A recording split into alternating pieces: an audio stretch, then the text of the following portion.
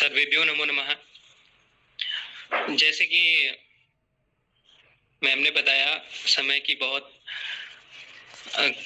कम हमारे पास टाइम है कि अन्य कक्षाएं में भी हमें जुड़ना है, तो उसके माध्यम से हम कक्षा शुरू करते हैं।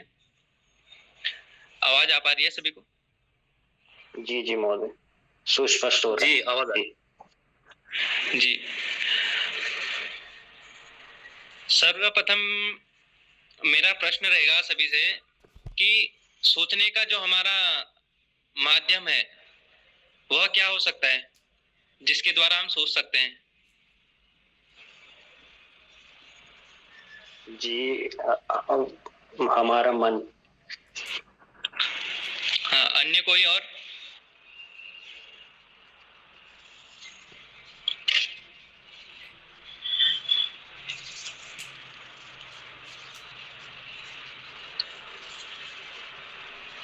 जी, भुवन जी।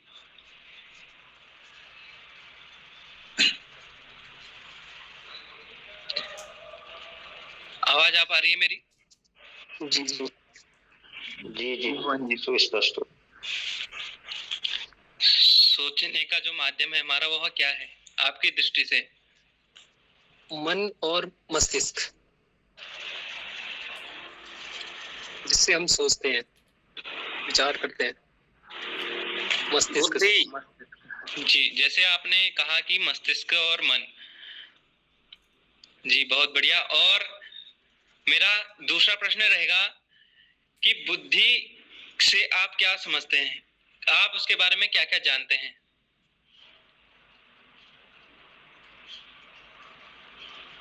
बुद्धि वह प्रकाश है जो ज्ञान और अनुभव को सही दिशा प्रदान करती है। जी, और कोई अन्य?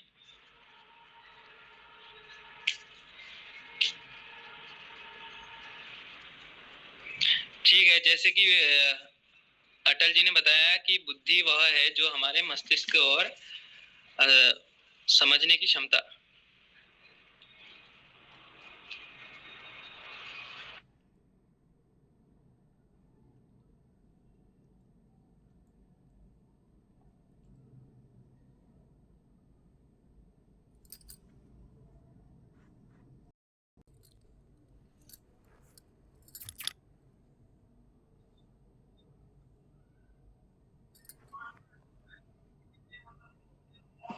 पा रही है मेरी?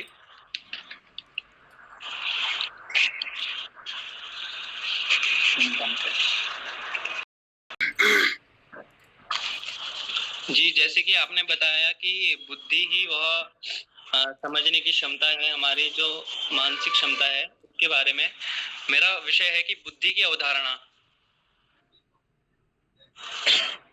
यह मेरा विषय रहेगा, जिसमें हम जानेंगे कि बुद्धि की अवधारणा जो है उसका अर्थ क्या है। यह एक ऐसी मानसिक इकाई होती है जो हमें वस्तुओं और घटनाओं को समझने में, उनके बारे में सोचने में मदद करती है। और बुद्धि की बारे में अगर हम जानना चाहे तो यह बहुत एक व्यापक और बहुआयामी विचार होती है। बहुआयामी का अर्थ हम जैसे कि कर सकते हैं एक ऐसी चीज जो हमें एक से अधिक विशेषताएं जानने में मदद करती है और समझने, सीखने, निर्णय लेने और उनका समाधान करने में, नए नए अनुभवों से अनुकूलन करने में संबंधित होती है।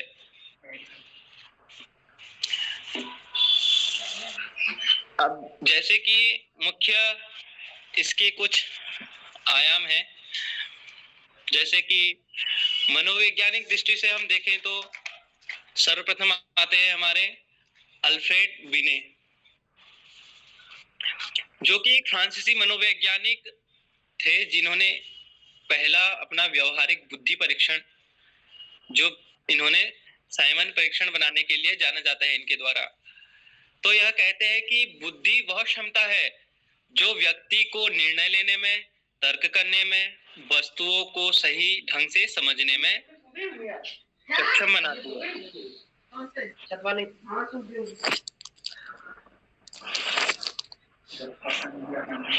प्रशांत जी कृपया अपना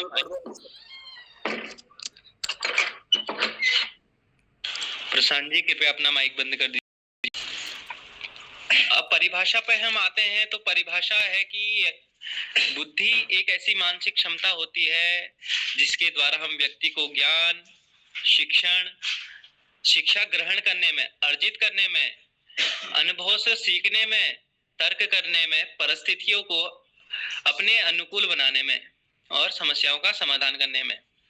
जैसे कि उदाहरण पर आप देख ही सकते हैं, जब कोई बच्चा बार बार प्रयास करता है, साइकिल चलाना सीखता है, तो वह अपना बुद्धि का ही उपयोग कर रहा होता है। उसके बाद हमारे अगले विद्वान हैं थर्स्टन। इन्होंने कहा है कि बुद्धि को कई प्राथमिक मानसिक क्षमताओं से देखा जा सकता है और स्मृति, तर्क, शब्द ज्ञान इत्यादि में बनाया जाता है। आगे हमारे बुद्धि के प्रमुख तत्व, जो हमारे बुद्धि के प्रमुख तत्व है वह क्या है? सर्वप्रथम है अवगमन शक्ति। सर्वप्रथम अवगमन शक्ति, जो कि हमें वस्तु को यथार्थ ज्ञान करने में, सीखने में और अनुभव से सीखने में, समझने में, उसे प्राप्त करने की जानकारी देती है। और दूसरी में है हमारे अधिगम शक्ति, शिक्षा ग्रहण करने की सामर्थ्य जिसमें होती है। हम शिक्षा ग्रहण कैसे कर सकते हैं? इसमें अगर हम विषय को हमें पढ़ाया जा रहा है तो उस विषय पर हम विचार विमर्श कैसे करते हैं, कारण पर प्रभाव को समझने में, विषय के निष्कर्ष तक पहुंचते हैं। इसके लिए से व्यवस्थित रूप से सोचने में समर्पित किया जाता है। तर्क शक्ति में हम मानव के मस्तिष्क की एक महत्वपूर्ण संज्ञानात्मक क्षमता होती है।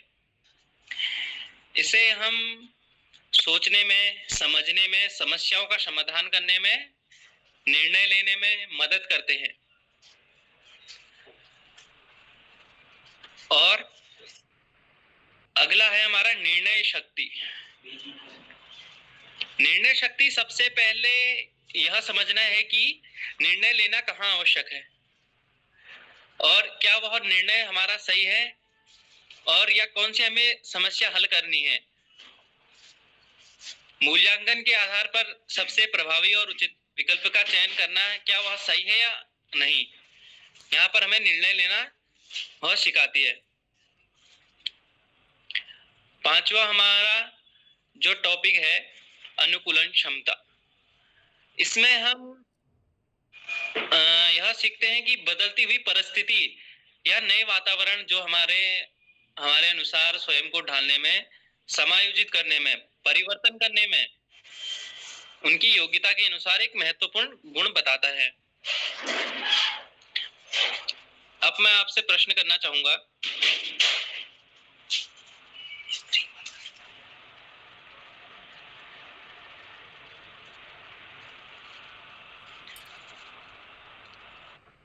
आपके अनुसार बुद्धि जो की क्षमता है, तर्क करने की शक्ति है, आपके अनुसार क्या क्या हो सकती है बुद्धि के तत्व? जी, कौन बताना चाहेगा?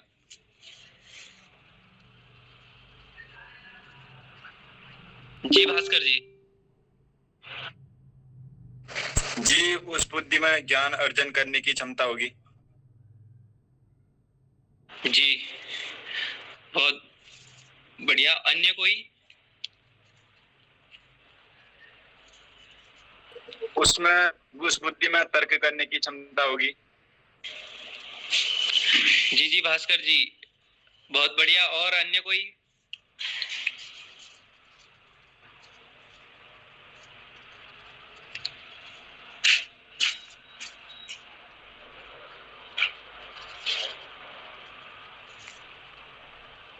ठीक है, जैसे कि भास्कर जी ने कहा तर्क करने की क्षमता होती है। अब व्यावहारिक दृष्टि से क्या बुद्धि होनी चाहिए? हमारी व्यावहारिक दृष्टि से बुद्धि क्या होनी चाहिए? अब हम देखते हैं, बुद्धि केवल परीक्षा में अच्छे अंक लाना ही तक सीमित नहीं होती है, यह बल्कि जीवन में हमारा व्यवहारिक समस्याओं को हल करना, सामाजिक संबंधों को निभाना और नई परिस्थितियों में स्वयं को ढालने की क्षमता देती है।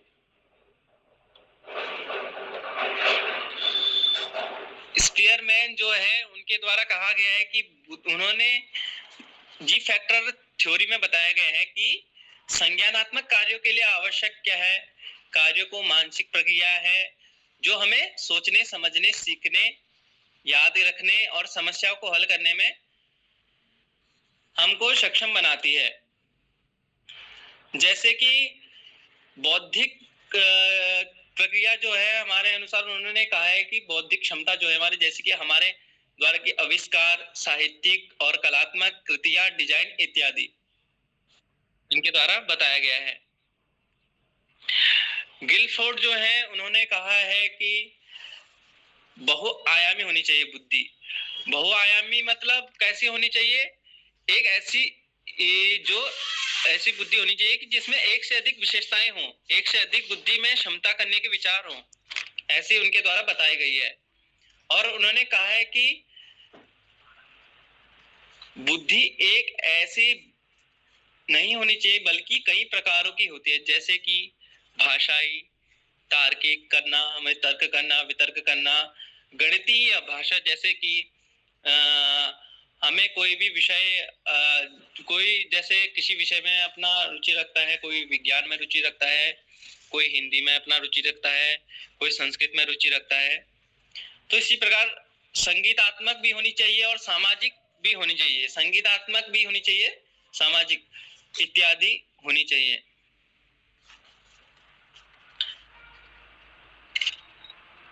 धन्यवाद।